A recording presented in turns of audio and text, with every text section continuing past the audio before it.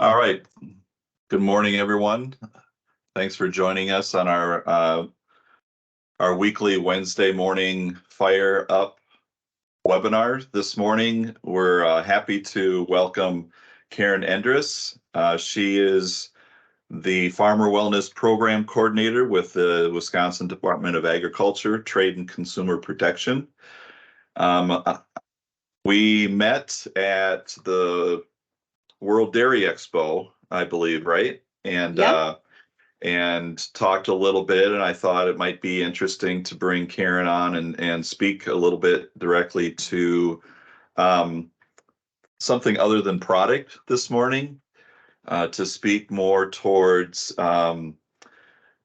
what's going on in the rural communities, on our farms and our wellness and our health, specifically speaking to mental health.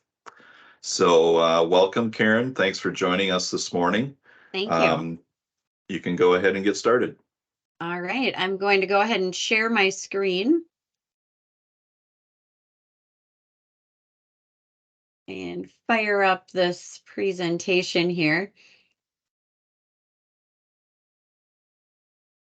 So yes, thank you so much for that introduction.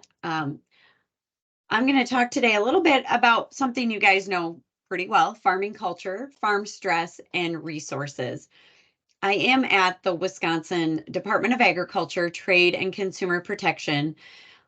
I'm in the Wisconsin Farm Center. We are the only, our division is the only non-regulatory part of our agency.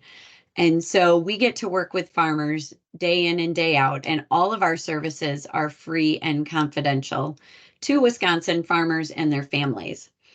Let's just talk a little bit about even why the programs that I get to work on got started. These are some key statistics of the farmer mental health crisis. An average farmer in the US is male and around 57 years old. Rate of suicide among farmers is 3.5 times higher than the general population. Suicide rates in rural communities have seen a pretty sharp increase, 48% in just those 18 years, 2000 to 2018, compared with that 34% in more urban areas. In Wisconsin specifically, out of 164 potential farm-related fatalities, looking back in 2017 and 18, 27% of them were likely death by suicide. And the research is not great on suicide in the United States. Other countries have much better data.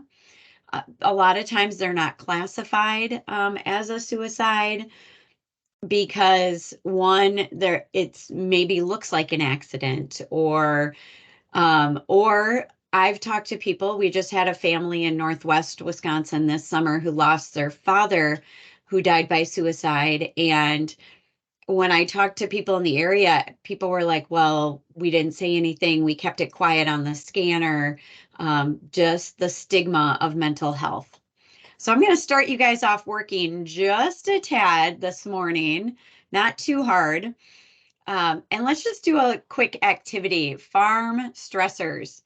Curious from your perspective, because you're out there working with farmers, if you could type in the chat what you feel is the number one ag stressor for farmers you work with. And then we'll talk about a few of those, and we'll get some information on what the farmers feel their number one stressor is.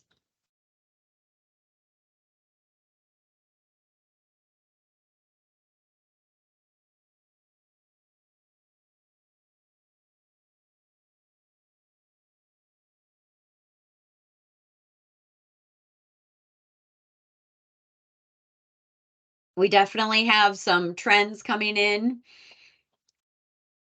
money, finances, isolation, uncertainty. You guys definitely know your farmers well. Yeah, just go to the chat box on the top of the dashboard, and you will pull up the meeting chat, and you can type right into the message box there. Yes. Megan, you got that right.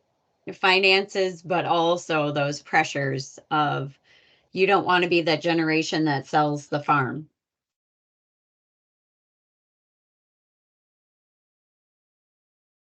Working with family.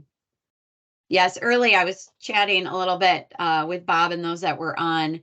So a little bit about my background is I am married to a dairy farmer, fourth generation farmer. We milk about 800 cows just outside of the Madison area. I've been in agriculture most of my life in different ways. My grandpa owned a feed mill, so I wasn't directly from a farm, but involved in the ag industry. I have three daughters, two in college, one studying ag business at the University of Minnesota. One is a freshman at Madison studying biology and a sophomore in high school. Our farm is run by three brothers and our families, and we're currently working on farm transition. And boy, does that discussion of not being the generation that loses the farm and how to transition the farm. I mean, our businesses have grown so much and our land values have shot up. Like, how do you successfully transition that farm that it's fair to the generation that has grown the business, but also accessible to the next generation? So definitely understand that. So appreciate all of those great comments, and I look forward to diving in and talking about them a little bit more. So as you guys have pointed out, if I can get back to that. All right, here we go. So as you guys have pointed out, those farm stressors, right? Financial business issues. Yep, bang, that's a big gear. And I like to use the analogy of gears because as we look at all of these farm stressors on the screen, you guys are seeing them, right? Weather, we talked a little bit about the drought this summer, isolation, wages, safety, labor, afraid to lose the farm, legacy of the farm, health, all of those gears. When they're working together and you're managing those stressors, things are pretty good. When one of those gears stops turning and gets out of whack, probably can handle it a little bit. When a couple of the other gears lock up, it gets a little tough. And that's where we see when you get multiple stressors that farmers really struggle. And this is straight from the farmers. This was a focus group that was done, and these results were in July of 21 from Wisconsin. But we hear from and work with people all over the country, and they're not much different. Time pressure. Number one stressor, not enough time in our days as farmers to get everything done. Management of the farm. As you guys know, it's becoming a lot more complex.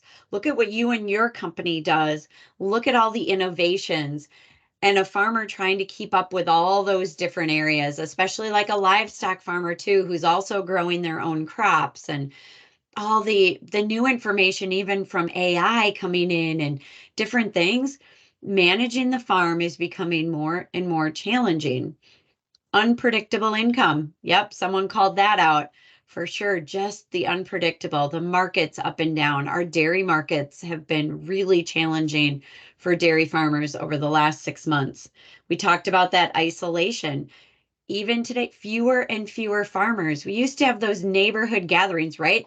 Can you guys picture it? Back of the tailgate, two farmers sitting there talking.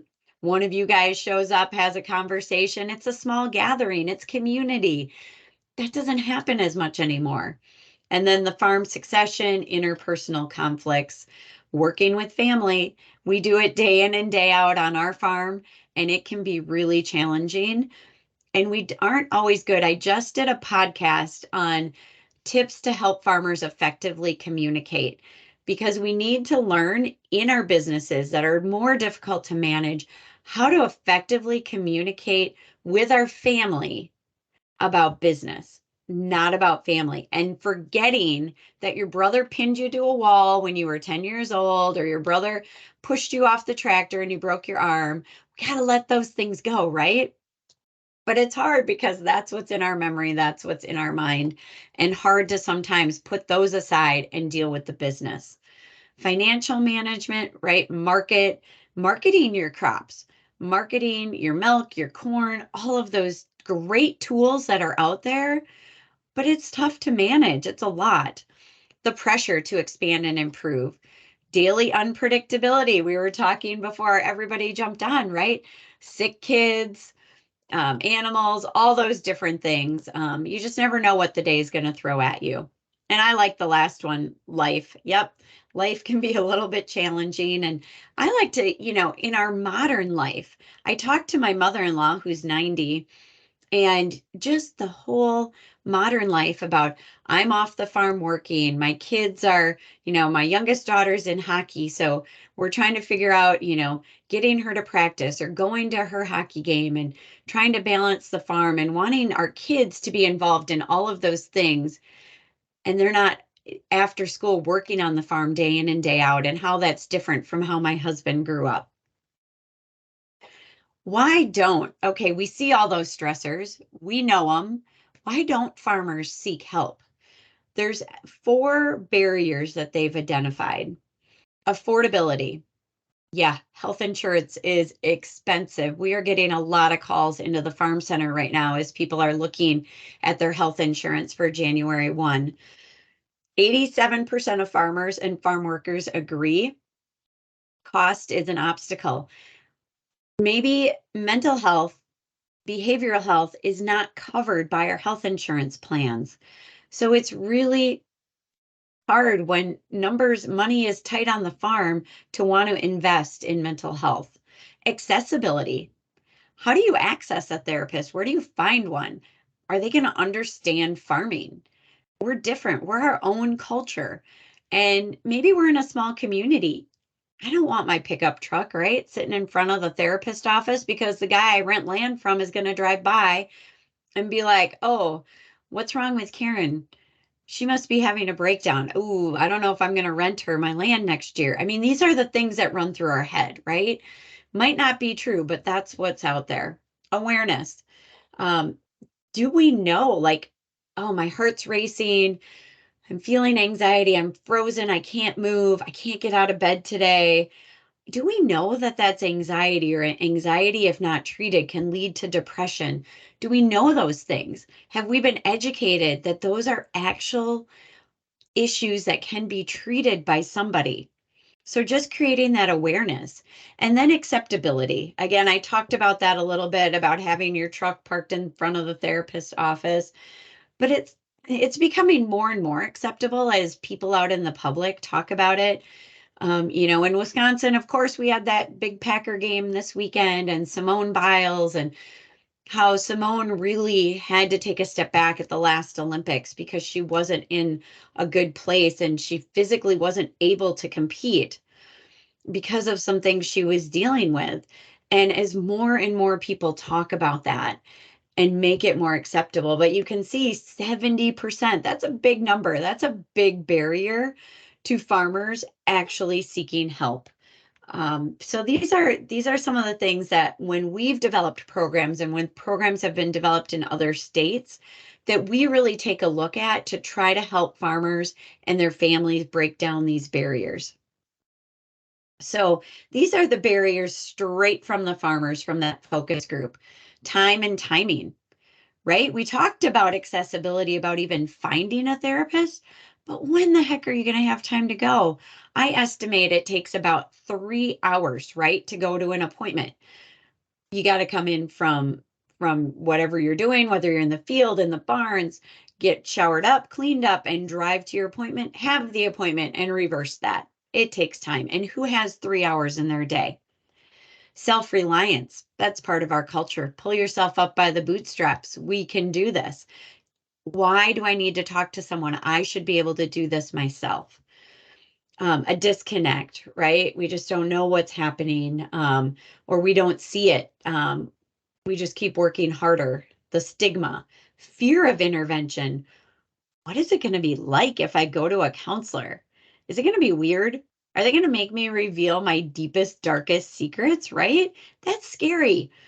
I don't know that I want to do that. So that's a really big barrier. Access to providers, we talked about that, the cost, and there are other reasons. Different coping techniques that we use, and I'm sure you guys see these. And you don't even know what do you do when you see someone, right, with a negative coping strategy? Overwork. Like I said, we just work harder.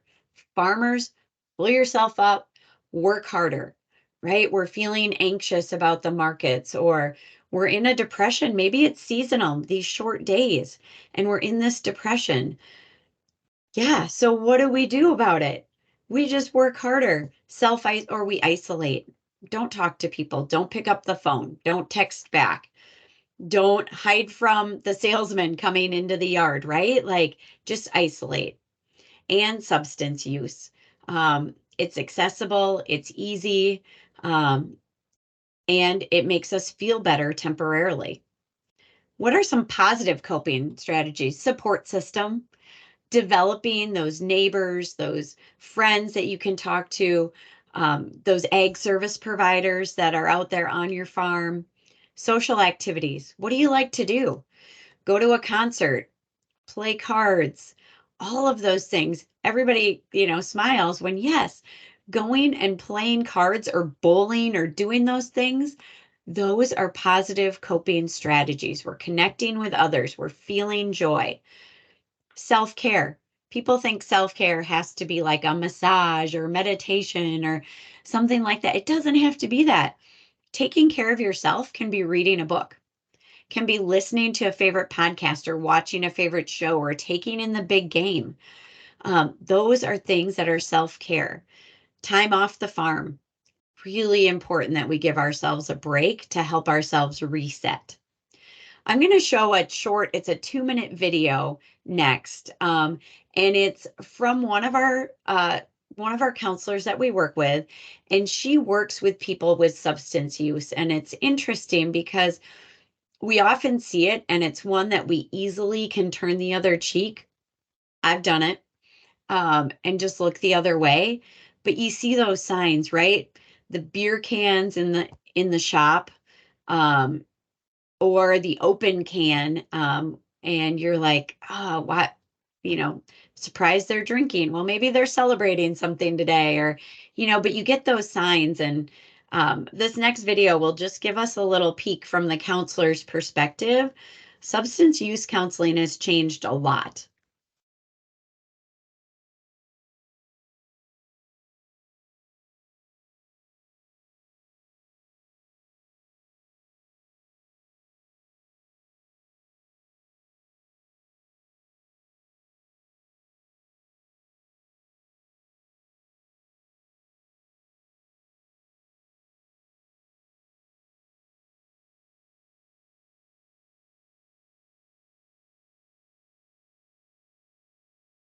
Karen, is there audio to this? What was that? Is there audio? We can't hear the audio. I can't You hear can't it. hear the audio? No. Hang on. It's back up. Yes, there is audio, and I was worried about that. Let me see.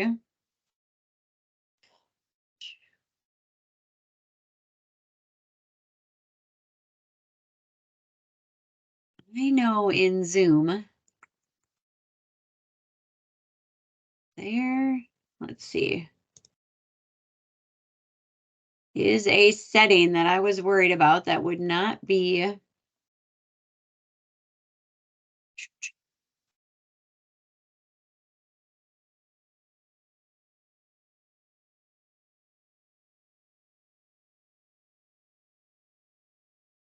Oops, there we go. Clicking on the wrong things all of a sudden. Hang on.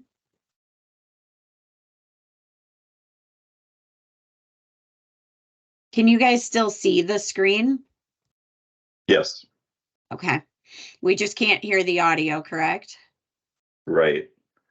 So I'm wondering if you start playing the audio, is there a on and off toggle on the video itself that might not be turned on? quick. Let me see. No, that's Looks like turned that's on. on.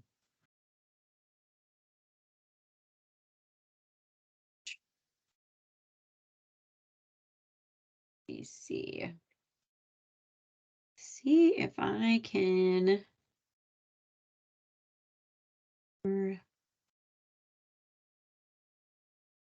Settings. Let's see if we can.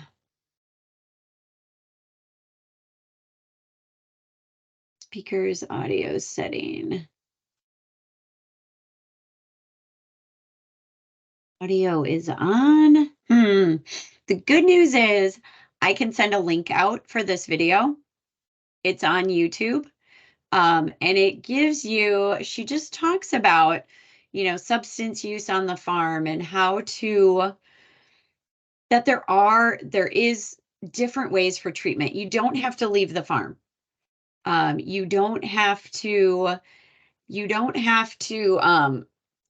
go. There are things you can do, like there's a medication you can get a shot so that if you do drink, unfortunately, it makes you violently ill. But there are things you can do to do treatment on the farm. So I will make sure that, Bob, that I send out a follow-up email, and I'll have a link to this video so that you guys can take a look at that video, because it is a great video that gives a lot of good tips.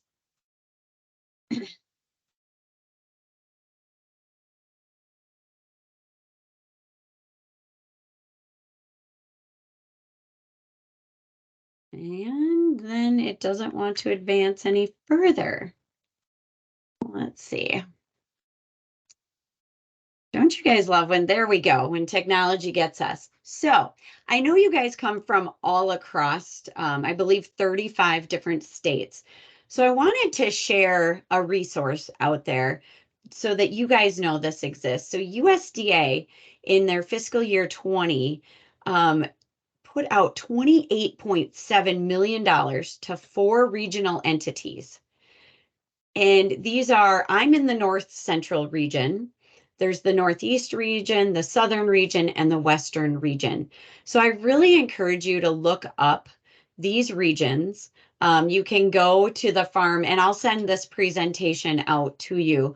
You can link to the Farm and Ranch Stress Assistance Network to find out all the different types of projects they're working on. But a lot of good things have come out of this.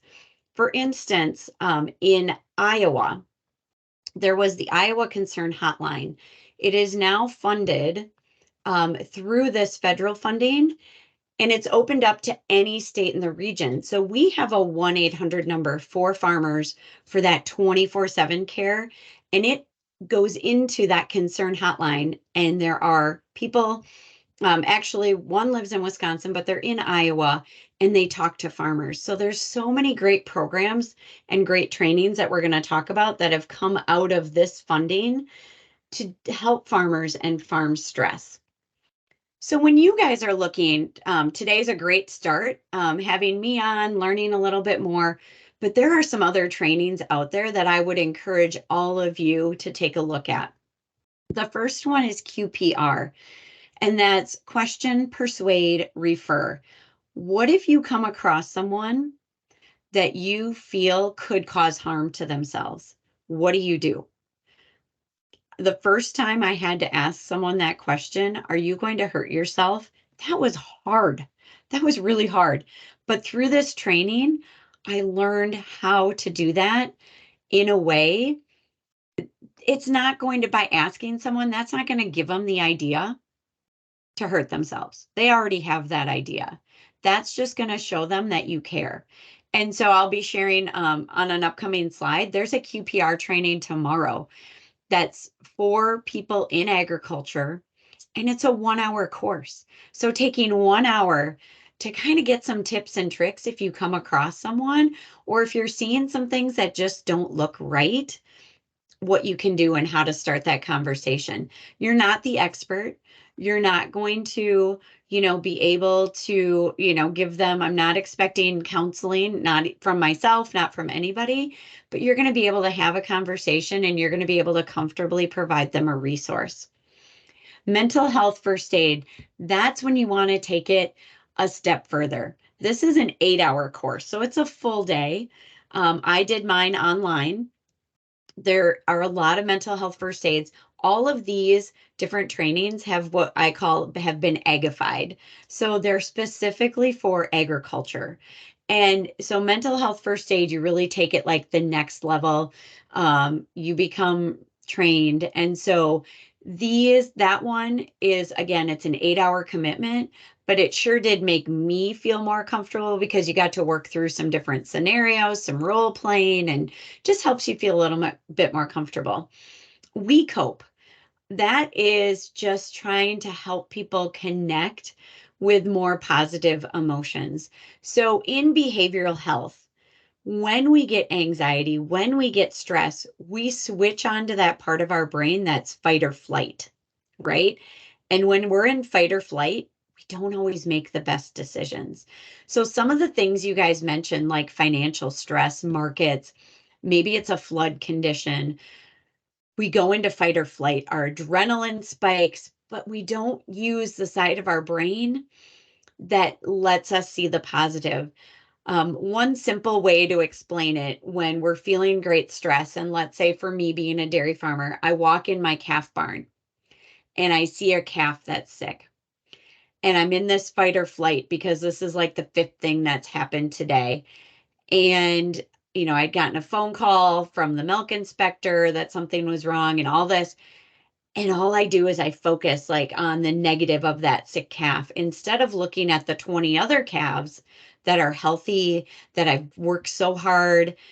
Things happen, right? But it's kind of changing that mindset, right? Changing and thinking more of the positive things so that we can make a good decision in the moment of what to do next. Another one comment, changing our mental and emotional trajectory, came out of Colorado. It's a great 2-hour. We Cope is a little more in depth. That one is like, I think it's like a 6 or a 7 week where you do 1 hour a week. Comet is a 2-hour training.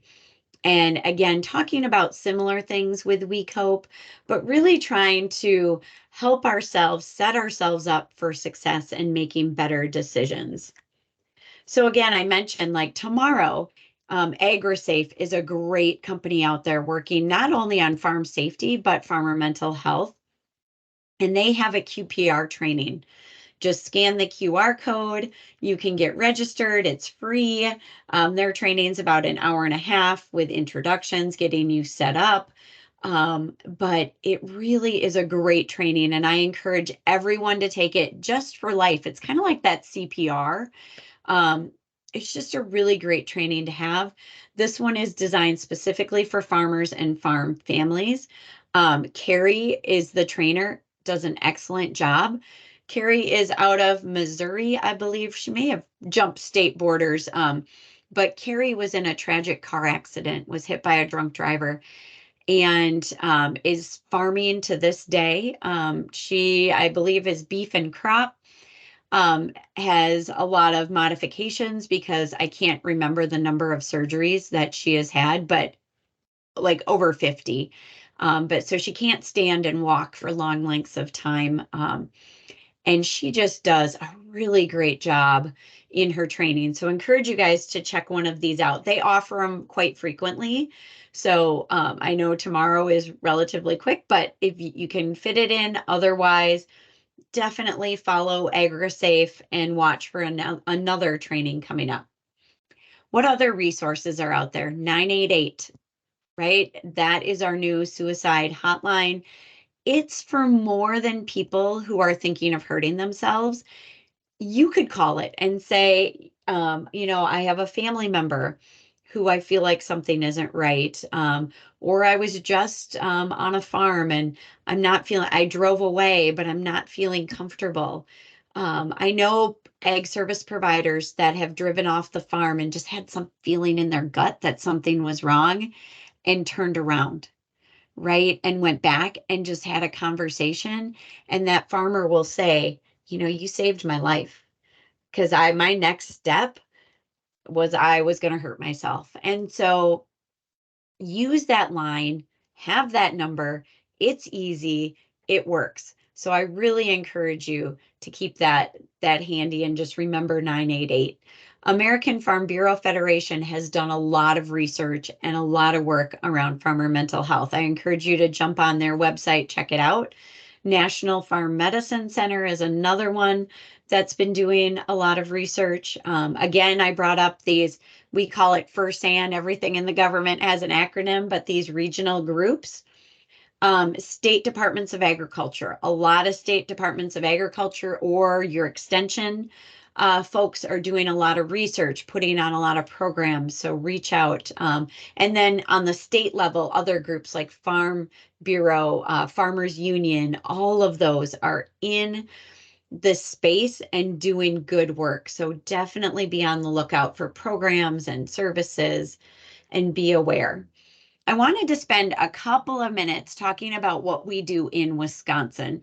We have a fairly unique program, and we have been working, but these things are working. And if you're not in Wisconsin, I want you to encourage, your state, your organizations to check these out. So we have, like I mentioned, our 24/7 Farmer Wellness Helpline. That's a 1-800 number, similar to 988, but again, it's very farm focused. I get referrals in from our 800 number weekly. I got one last night from a farmer who called that 800 number looking to talk to an experienced stress counselor. Sometimes that's all it takes is a conversation to know you're not alone. Counseling voucher program. That's a big program in Wisconsin. We issued counseling vouchers through a grant back in 2005. We continue to issue vouchers. Now we have some consistent state funding, but a farmer or a farm family member can call in. I'll connect them to a counselor in our program. Most of our farmers are getting appointments within 10 days. To me, it's super important. I understand farmers, if they have taken a step to make a phone call to me or to our 800 number, it is my job to make sure I find them a counselor that they can get in with very quickly, because otherwise they'll move on. They'll think I'm not worth it. They get into a negative space. And so I want to help them, because I know it's hard enough for a farmer to go to a doctor. It's even harder for them to want to seek mental health counseling. Farmer support groups. When I started in this role a few years ago, I thought that's never going to work, right? What farmers am I going to get online on Zoom to talk in a support group? Guess what? It works. It works. We have a counselor online. We have trained peer leaders that are farmers. Farmers, come on, they don't have to talk about their feelings. They can talk about maybe a stress they had, maybe an equipment breakdown.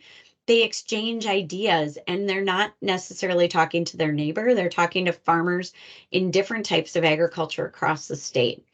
In non-growing season, I like to say, we hold um,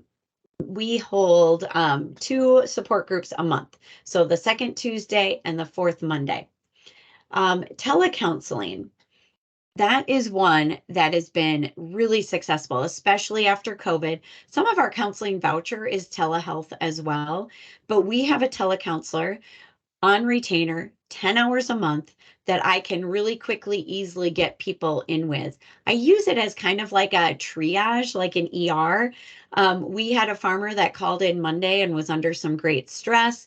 They were maybe having to declare bankruptcy, didn't know where to turn. I had an open telecounseling hour at 3:30 Monday afternoon. The counselor talked to the farmer, and now they're going to talk. They found it helpful and useful while they're going through this time. I'm going to connect them now with more long-term counselors. So these programs work. And the next slide, I'm going to show you a little bit about some of the results we're seeing. One, it's been with the consistent funding. We have been, since the 2019 our budget cycle have had $100,000 per year as funding. That covers my role, it covers our programs, it covers paying for these counseling vouchers. Again, all of these programs are free and confidential. You can see the counseling vouchers from farmers. Our fiscal year runs July 1 to June 30th. In fiscal year 22, we redeemed an all-time high of 217 vouchers. That was 217 appointments with professional counselors that farmers took advantage of. Telecounseling was at an all-time high with 73 sessions. It's a 25% increase over the year before. And our farmer support groups were up over 40%, 124 attendees across the year versus 87. So these programs are working. Farmers will talk. And I think as we look at the next generation of farmers, they're definitely more open to it.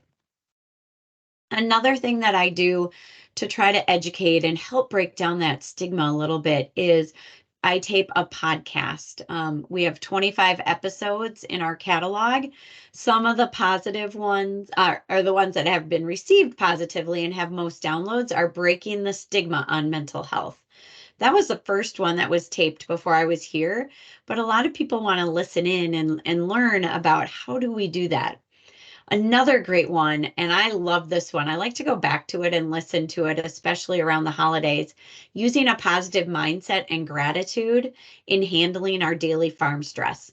This relates to you guys as ag service providers. It relates to farmers. Really trying to, it's with an expert on positive mindset and gratitude. And yes, people are like, oh, the gratitude journal. Hey, I start and stop one all the time.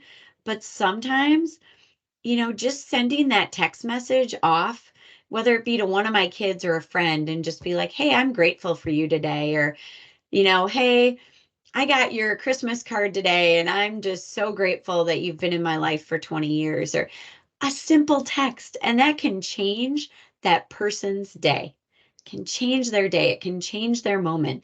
Just reaching out with a simple thought of gratitude. Or, hey, I ran into you at the grocery store. So great to see you. Thank you for complimenting me on my coat. Just all of those little things mean a lot. Another good one, discussing the undiscussable. That was with a woman out of Canada who works on farm transitions. And she has a great way to get families talking. So really, if you have hard conversations, difficult conversations, take a listen into that one. You might pick up a tip or two on some things to get through those challenging conversations. So I am so glad that I could be with you today. There's our contact information at the Farm Center. Um, we work with farmers on financial consulting, transition planning, mediation, and we're happy to help. Obviously, we're Wisconsin farmers, but we're happy to connect you in with your resources. And here's my contact information. And again, I will send out this presentation and a link to our videos that we have. So you can take a listen to those. Again, they're short. We're talking 2 minutes, 3-minute videos. But yeah, feel free to reach out to me with questions. And I look forward to opening this up for discussion and any questions on things I presented or other things on farmer mental health.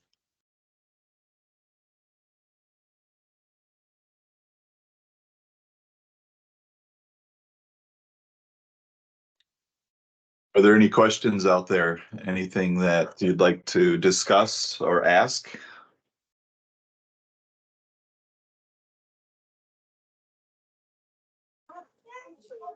Bob, I guess it wouldn't be a webinar if I didn't have a question.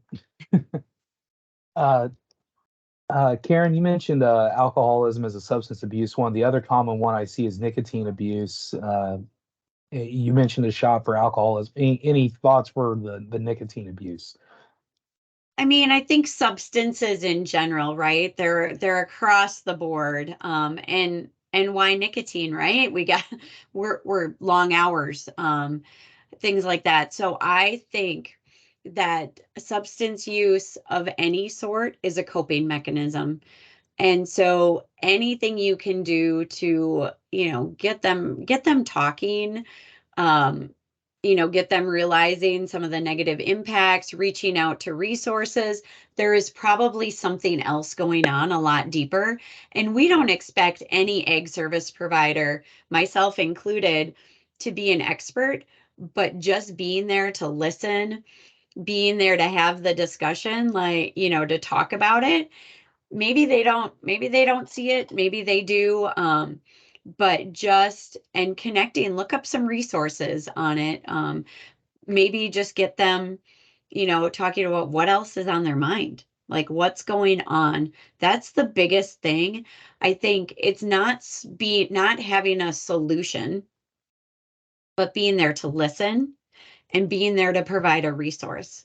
And just listening sometimes can be the biggest turning point for someone who's going through a really hard time. And it's saying, I think the biggest thing I have learned, because I always try to fix, and as farmers, we try to fix everything. And just it's in our rural culture is to be the fixing, but knowing that we can't fix things, but to just be there to listen or to notice, to say, hey, I've noticed, things you haven't been able to get to cleaning up things as much as you used to on the farm. Is there something else going on? Do you want to talk about something? Sometimes just opening up the conversation to let people just talk and and not to have a solution. That's my biggest learning. And I'm trying to implement this even with my own kids, is not having a solution, but to validate and listen. And those have been some of the things that I've really been working on, because as farmers, like I said, we just growing up in that culture, we want to fix everything.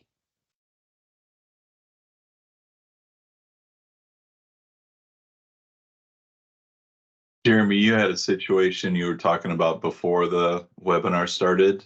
Do you want to bring that up or not?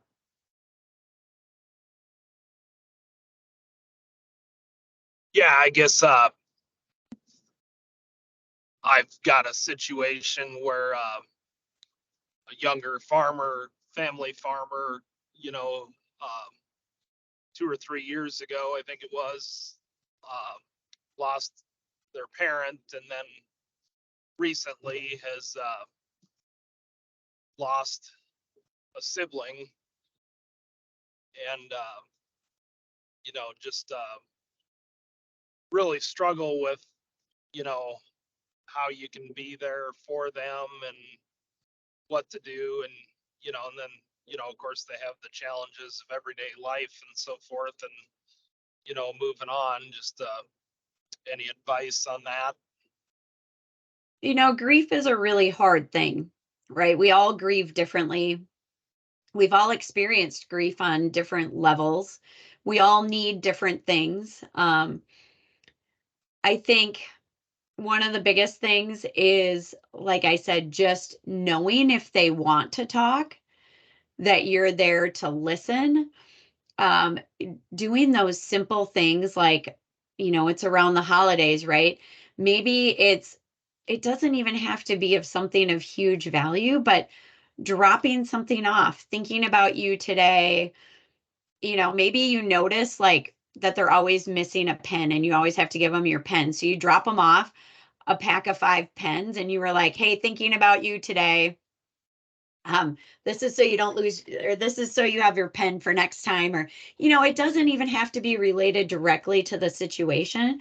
People just want to be connected with people, right? We want to be part of something greater than ourselves. And one reason we're all in agriculture, right? We're to feed the world, really. That's kind of our greater calling on the end, to take care of the land, the water, our natural resources.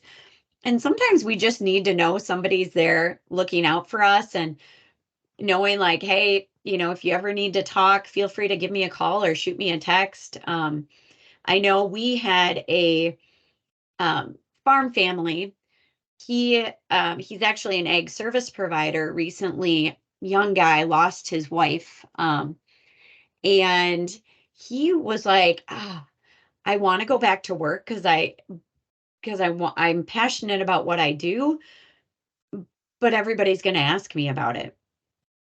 Right. And I don't want to think about it for a while. And it's okay to say, hey, you might not want to talk about it, and I'm great with that. But if you do, I'm also open to that too. So, and then moving on with the discussion, avoidance is one of the worst things you can do, because it might be just you thinking you're avoiding it, but what if everybody else is avoiding that person too? I know my sister lost a son who was 6 years old. Um, Tragedy, a soccer goal fell over on him at practice and hit him on the back of the head. And such, like, obviously a terrible tragedy for our family. But I learned so much about grief and about, like, my sister would be in the grocery store and she would see someone she knew down the aisle and she would see them like ditch to a different aisle. And whether it was intentional or not intentional, her mind went to they're avoiding me because they don't know what to say. And so when she shared that with me, I was like, oh my gosh, I might not have intentionally done it, or I might have said, oh, I don't know what to say, so I'm going to go this way.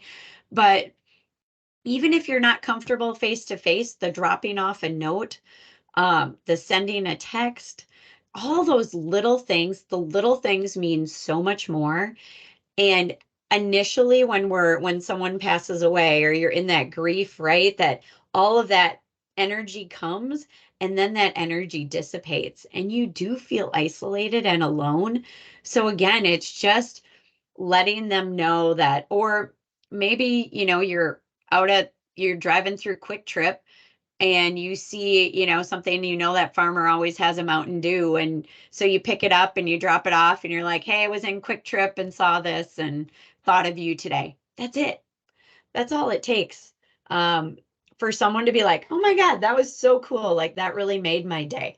Um, so it's just really thinking of those little things that will help them just know somebody's there. Cause I think that's the biggest thing, is feeling that loneliness is really hard.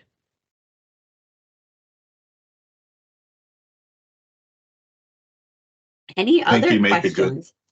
yeah, I think you make a good point. I've got some friends who lost a boy.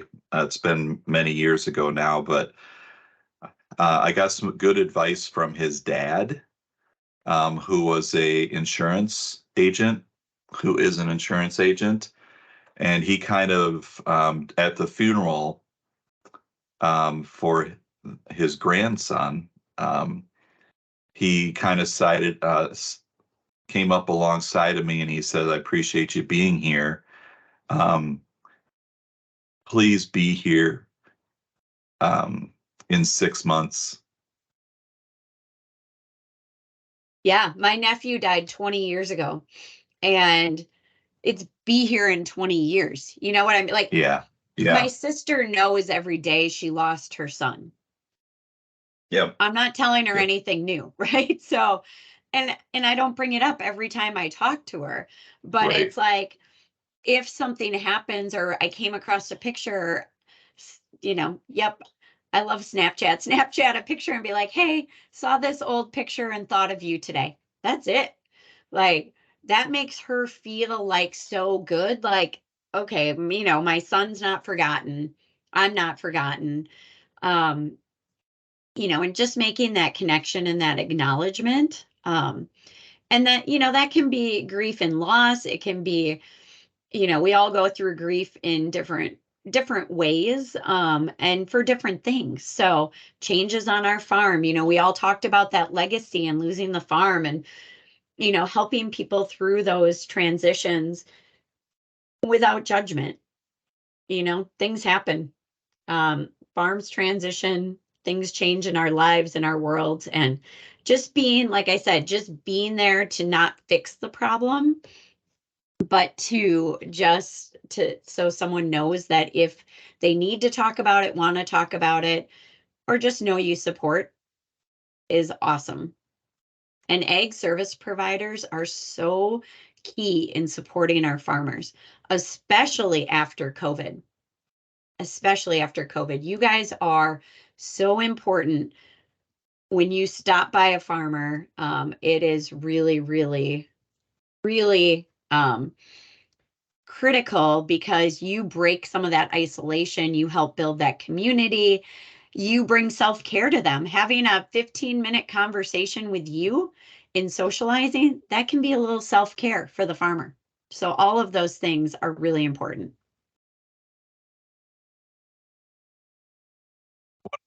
Things that I've seen people do, and I've done it a couple of times, is on the financial end of it.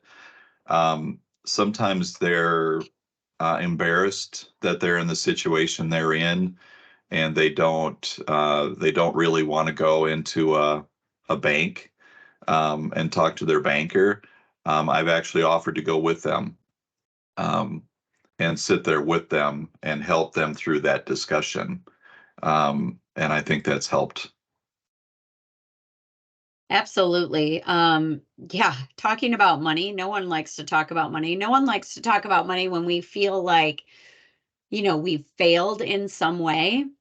So I think, letting people know that, yeah, we all go through challenges in different ways. And it's not because the business, I mean, you guys all see it day in and day out.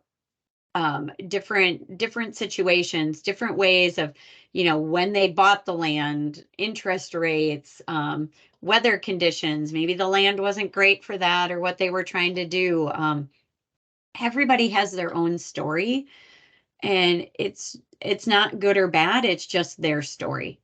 And I think I really appreciate all of you, and I appreciate all of our service providers that are on our farm, because I do know when you come by to the farm, it does make a difference, whether we're working on coming up with a decision or a solution on something, that your company's working on, or it's just breaking that isolation for the day. It's all very important.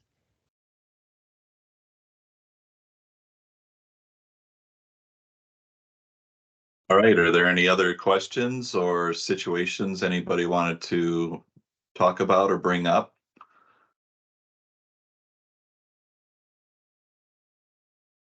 If not, thank you, Karen. Thank you for sharing your expertise and a lot of the resources that you've offered that we can take a look at if when we want to and need to reach out. Yep. And if anybody, if there's a state I didn't cover it, or you want to know what's going on in your state, I'm happy to, connect you in with those and the federal programs. But I will definitely share this presentation out and the links so that you have all that information should you need it. So I appreciate you All right. guys having me today. Thanks. Take care. Have a great week.